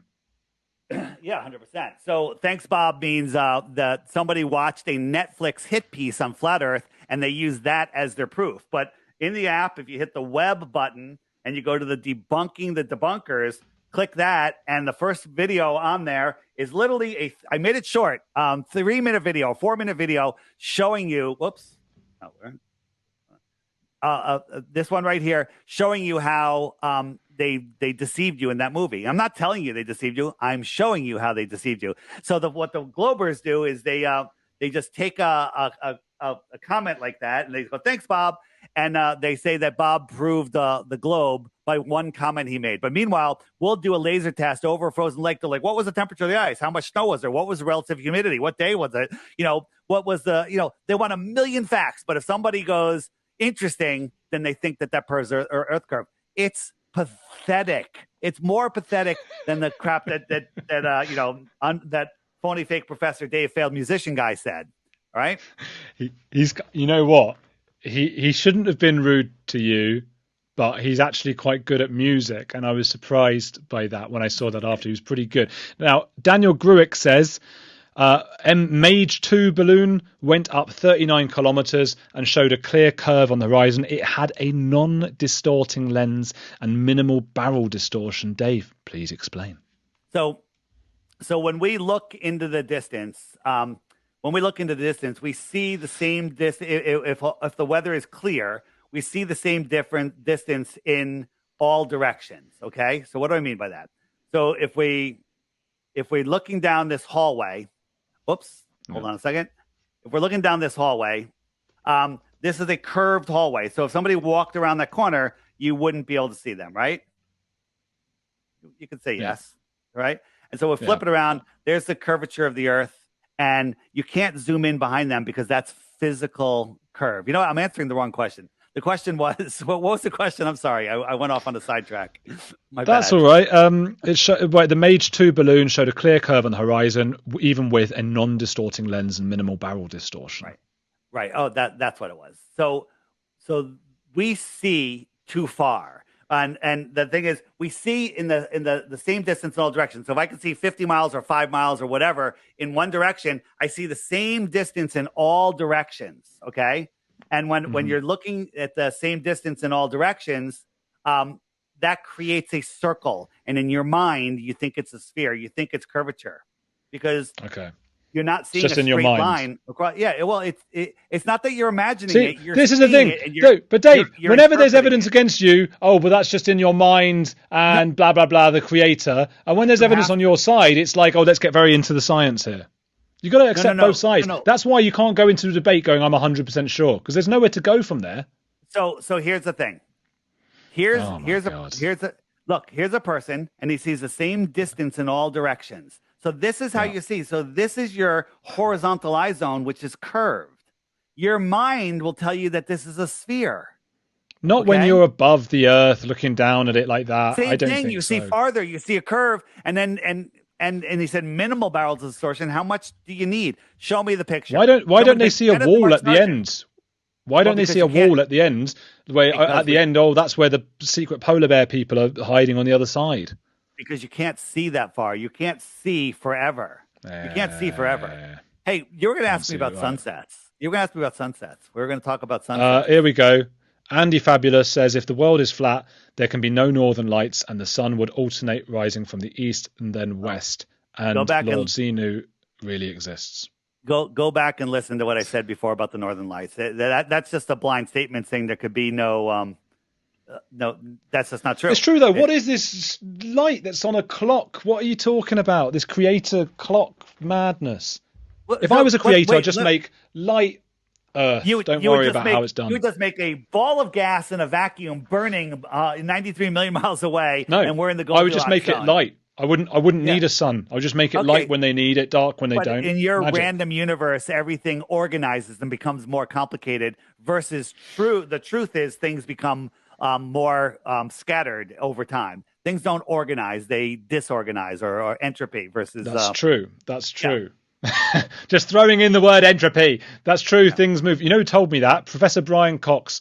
That things move towards discord from harmony towards discord. That does happen. But in your world, it's just a sun on a clock floating around and a wall outside which there's like who knows what and the creator that everyone's hiding. Yeah. Okay, well, fair enough. Yes, I want to say thank you to Inside Out for the super chat there. That's very nice of you. It keeps the channel running and all that stuff. Nosferatu the Vampire wants to know, does Dave believe in dimensions? Do we exist in 2D? No. Flat. We live on a topographical plane, hills and valleys. We live in a three-dimensional world on a level stationary plane. Water, the science of water, proves that. Proves water at rest, large bodies of water at rest, not a drop of water, anything bigger than a gallon of water, lies flat and level, period. No matter how you look at it. Gluck says, 3 cheers for the polar bear people on the other side of the wall. Freddie Ray says, David, can you be a flat earther and be an atheist? I don't think so. It's all about the creator. But you can be a flat earther and believe in some other intelligent design, but you have to understand that there's a designer. There's a creator. Which could be, and this is where you had me last time, because I think I do go into this going, I'm 99% sure the Earth is a sphere, whereas you are 100% sure it's flat. I'm going 99, and the reason for that... 99.1%. All right, fine. The reason for that is because I do believe we could be in a simulation, and I think there is a chance. Yeah, I think there's a chance of that, and then everything you've said could then be plausible. But then anything can, right? Yeah, we're in a simulation. And I think that is the most plausible way in my mind for flat Earth to work. So I am trying to think of a way for it to work for me. I'm not just stubbornly going, no. And then fine. But even in the simulation, I just think, what's the point in having all this fake ball of gas? You can throw that out there. I believe, the word simulation is a really hot point for people. I believe we're in a physical simulation. Okay, where our eternal souls are inhabiting these avatar meat suits, and we're in this physical simulation because it's so complex, it's so amazing. This place, it has to have a super mind to it, and if the simulation is the right word, I don't know, might be. Yeah. Got one just now. Richard Method, thank you so much. Will David follow William Shatner and go into space to prove the Earth is flat using Jeff Bezos' rocket program? Might be difficult to get on that program. Yeah. Would you go? Would I go? So would if I offered to get you put into a physically into a South Park cartoon, would you go? Would you go? I was just saying, no, it's not possible. Yeah, but okay. It's not possible to go to space. William Shatner floating in space, okay? And God, you've got it all right there. Yeah, if you watch this stuff, it's so retarded. Edit, and they're all looking out the windows because we said, why don't they ever look out the windows, right? So they're up there floating. It's absolutely insane. But here's the worst part. So William Shatner, 90-year-old big fat guy, they launch him into space, okay? They launch him into space, and what happens? He comes down, so he's free falling. I don't even believe he's on here. This thing's free falling, right? And then all of a sudden, like, this is definitely not. This is weird. It's not going down. Then it is going down, and then it slams into the ground. Slams. Yeah. Okay. Does that look like it hurts? Well, I have no idea. I have no idea about the way they manufacture these things. No matter at a bicycle race, at a swimming race, at a school fair, they always have an ambulance there. They always have EMTs there. No EMTs, no nothing. Just a bunch of people, wives and a photographer. But again, David, everything that you say here, this is not really, it's just speculation. And every time I can just say to you, look, if they were really intent on faking this and making such a huge thing of it, they would have thought about that, and they would have loads of all these people there. You could say that. And also, so William Shatner's in on it as well. I mean, absolutely. Come off it. You can't. William Shatner was broke, and they paid him millions of dollars to do this. And maybe he believes they really go to space, but they're like, you know what? Hey, you're really not in good enough shape. We need the publicity. We're going to fake it, even though we really send people to space. He might be that stupid, but here they are. And the people who are desperately trying to prove this theory that like flat Earth doesn't exist and all this stuff, and it's the most important thing ever in the world, trusted a man in his 90s that they could just pay him all this money and he would never let it slip. He'd never have a bit of a dozy moment and just let it out. You know what? I don't know what kind of deals they make. You can make a deal. Hey, what if someone don't. Came to you and, exactly. What if someone said to you and say, here, we got a deal. We're going to give you $10 million, Andrew, in a Swiss bank account. You no taxes. Yeah. It's all yours. Do whatever you want with it. If we ever hear you mention it to anyone, even in a text message, which we're going to be monitoring, you agree to let us torture you and kill you and your children and your family and whatever. Of course, if you sign that deal, you're never going to say anything. So who knows? There's a million ways to control people where they'll never slip. But we did have a military guy on his deathbed made a confession about how they filmed the moon landings and how they faked it. And he did it on his deathbed. Richard Method has given another super chat. Thank you, Richard. So now William Shatner is in on it. David, you need help, my friend. Oh, no. Okay, it's a me, Mario Rui, says, if FE is true, flat Earth, why can't we use a telescope to see the Eiffel Tower from New York? And what powers your sun to go round and round? So again, you're asking me to make claims about the sun in the sky when in reality, your gravitational claims are proven incorrect. With the Earth being in this heliocentric system, the reason we can't see the Eiffel Tower is one, it's too small. Two, you can't see it even over the water because the air becomes thick. So the air atmospheric becomes pressures of the globe. Not pressure. It's just the atmosphere itself becomes thick. I'm trying to find a picture as I'm talking to you. Why did the creator make the atmosphere become thick? Well, it's just thick. Why not? It just did, just to make it difficult. Okay. Well, it's just the way it is. And so here we have these mountains here and here and here and here, and then it just kind of turns into sky. Okay, you can't see forever. Yeah, because of the curvature of the Earth, probably. Not because of the curvature of the Earth. On a clear day, you can see farther. And here's the thing: you can't. You say I can't see, but then you don't actually do the math and say, "Oh, I'm already seeing farther than I should be able to see. And then the next day it's closer, and the next day it's farther. What is the Earth changing its size? No, it's atmosphere. Okay. But you can ask me about the sun what's going keeping down. the atmosphere in if it's not gravity? Well, we're in a contained system of some sort. Right, yeah. You can't have air pressure without a container. Melodic Lyrics says Dave's going to show us the maths on the forces, right? Are you, Dave? No, I'm you're not. not. No, I didn't think so. Thank you, Melodic Lyrics. And I'll go back to Maria Rui's point about what powers your sun to go round and round. It just sort of does. Well, I'm not claiming, it is some toroidal field. Whoever set this place up, that's it. Whoever it was. There's lots of theories and maths that can prove, if you think math proves anything, that'll tell you how it works, but that's not my forte. Yeah. Okay. So whenever there's a gap, Dave, it's not your forte and you don't know, and it's just William Shatner's in on it. But hold on. See, you're actually doing exactly what you're accusing me of. I show you physical proof that we're seeing too far, that there is no curvature. I show you that we can't have atmosphere next to a vacuum. We didn't even get there because we haven't discussed it. But you... Yeah, but I'm not...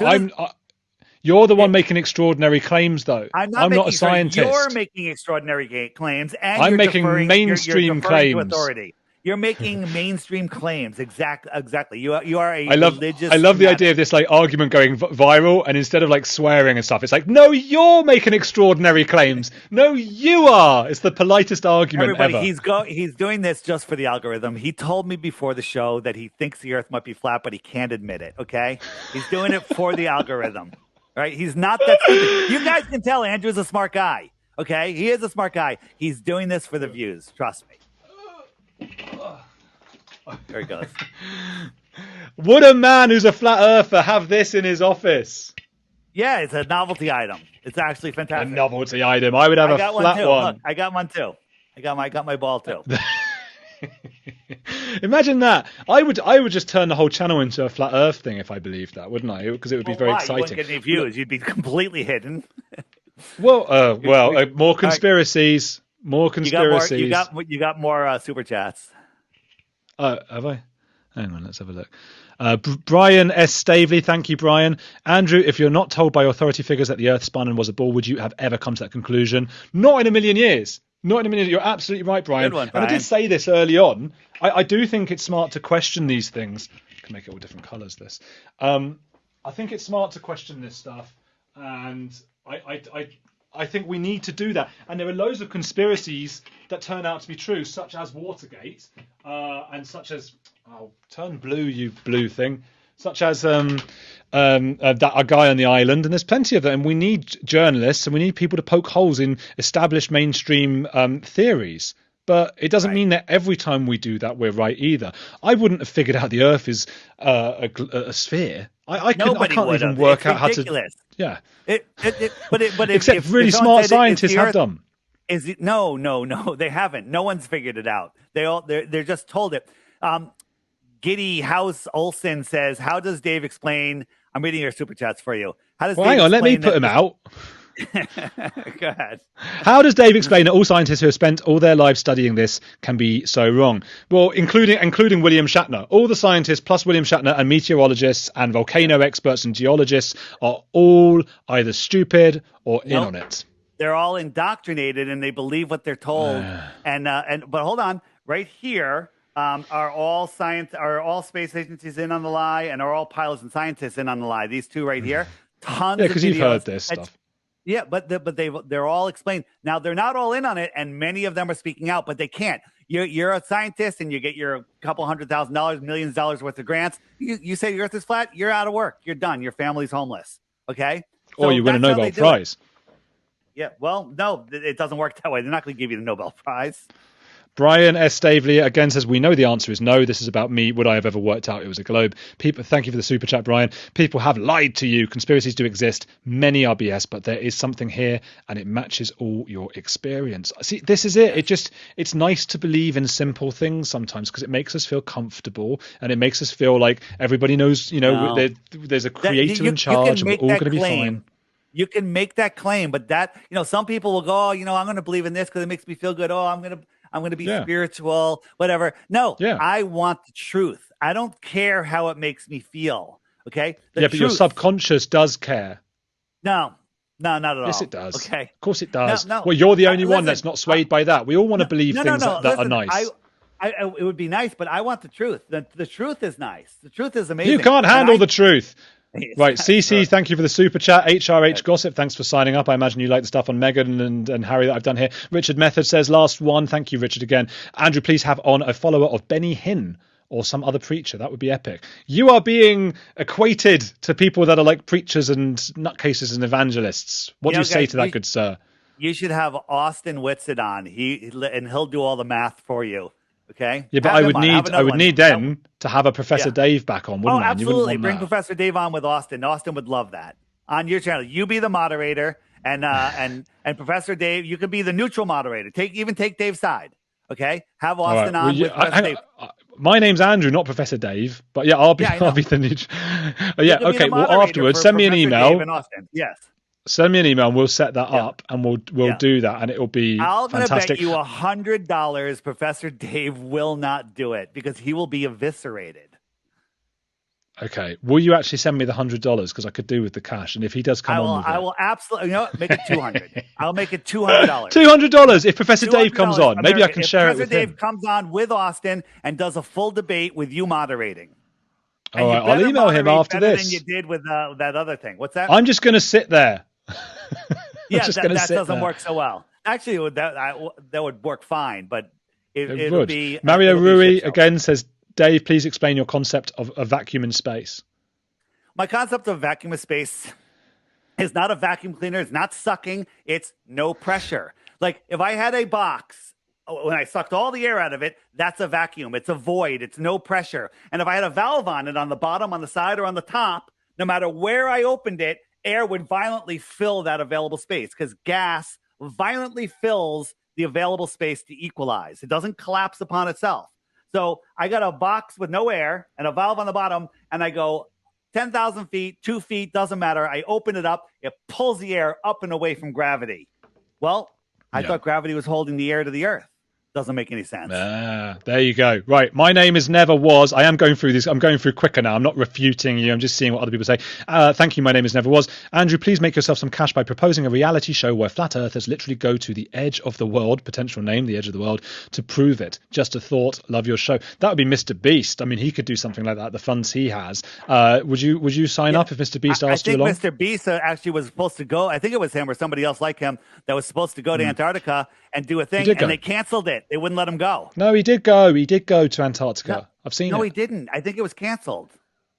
No, he went. I've seen him there. You know what? I don't even know who Mr. Beast is, but I think it was canceled. Doesn't matter. and if they let us go, no. They have to they told you it was cancelled, and you've had faith in that, and you were wrong. No, you shouldn't trust what people say. He did it. I'm saying I don't know. Okay. Well, he did it. But that's a very good point, and I think that's a great reality show. Rebecca Monroe says, Dave, is it possible that the Earth isn't flat and they did fake the moon landing? Well, for you, you're 100% it is flat. Well, how about this? I'll go 99% flat, 100% it's not a globe because that's scientifically provable. It could be something else that I'm unaware of. All right. And so just real quick on the frequently asked questions page, there's what about Antarctica? There's a video on there called Sorry, Antarctica is Closed. Watch that. We did the work for you. One of our lawyer flat earthers broke it down and it's going to save you hundreds of thousands of dollars and time and in 30-minute video. Okay, go ahead. Yeah, but you were saying to me before we started that you don't really believe in this stuff and you just want to make money from your app. That's exactly what I said. You're right. Everyone, send me the $3 quick and sign up. That's payback. That's payback to you for saying that. Right. Red tar for me. Does gravity exist on flat Earth? Your belief? Well, gravity is a theory, and it's 96% dark matter. Because good thing I didn't offer you $200 in gravity dollars, because I don't have to pay you $8, and the rest could be in dark dollars, or because that's what. It's another example, Dave, of science not yet being there, not knowing, and it scares you. Incorrect. Science tells us that the electrostatic force is 10 to the 36 power stronger than gravity, and I could demonstrate the electrostatics makes things go up and down. If you put a negative charge into something, it goes up. Put a positive charge into something, it goes down, because the Earth, it attracts anything in that positive field. So I can show you that. I can prove it. I can demonstrate it. It's repeatable. It's provable. And All right. And so how could it be gravity? How could you think that gravity, that tiny weak force, can outdo the electrostatic force? Yeah, but it's not a tiny weak force. It's a strong force. Right, last question.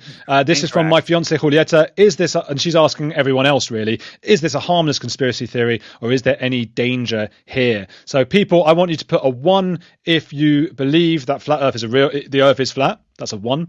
2 if you think it's complete nonsense but not harmful. And 3 if you think it is a harmful conspiracy theory. I'm interested in that, and I want to see all the 1s and 2s and 3s. Obviously, there will be more 1s than 2s or 3s, I think, because the 2s and 3s are both suggesting that the flat Earth theory is fake. But I want to know if you think it's harmful or not. And don't even expect me to remember which order. I've just done them all in, because that is already... 3 is harmful. 3 is harmful. 2 is not harmful, but it's just a silly thing. And 1 is, I believe in flat Earth theory. And we are getting a big mixture of stuff, and so it should be. Plurality of opinion, mostly 2s and 3s, and all these things. But there are the occasional 1s from some people, such as Linda Glass, such as Ted Sommer, such as Lauren Okra, and that is fair enough. We need, wow, it is a real mix of those 1, 2s and 3s, which I always like to see. No relationship, my name is never was, should be this exhausting, Andrew. If anyone else is caught up in proving the world is round all night, please find refuge. Well, I think people are enjoying it, aren't they? I don't know. Right, go and look at Flat Earth Dave's stuff and refute it if you want. That's what an open society is. I feel like you want to say something before we get off of here. Here's the thing. Google is feeding you what they want you to see, and they're hiding what they don't want you to see. Right. That's and true. The thing is, I was really upset after that show we did with Professor Dave, Professor Dave. And I was like, oh, man, I couldn't get a word out edgewise. And then what happened was it gave me access to people that I wouldn't have access to. People said, hey, Dave, I'm definitely a globe earther. Flat Earth is ridiculous. But why did Professor Dave act like that? They'd email me. I got thousands of emails since then. And that would give me the opportunity to send them a playlist, and I would send them the crash course, and I'd say, here, join my cult. If you want to know why, watch this. And then a couple days later, a week later, I'd get an email back like, holy crap, this stuff is real. So it's not until you take the time and look in the right place. You can't just go by what Google. So go to my website. It's free, flatearthdave.com. Scroll down to the crash course. Watch those videos. Get the app. There's archive videos there. There's plenty of stuff there that's free. You don't need to spend the $3, but you're going to want to, because it's the app. Go to Scientology's website. Some of the stuff is free. You can find out all about Flat Earth. Go to Flat Earth Dave's website and his lovely cult. Right. And flatearthdave.com/notacult and find out about all the culty stuff. I'm just kidding, of course. Hit the like on the video. Do go and have a look and be open-minded, because that's what we need to be doing. And we need to be understanding that different people have different views. Some people are utterly wrong. Not going to say who, but it doesn't matter, because we need to have those debates, and that's what's important.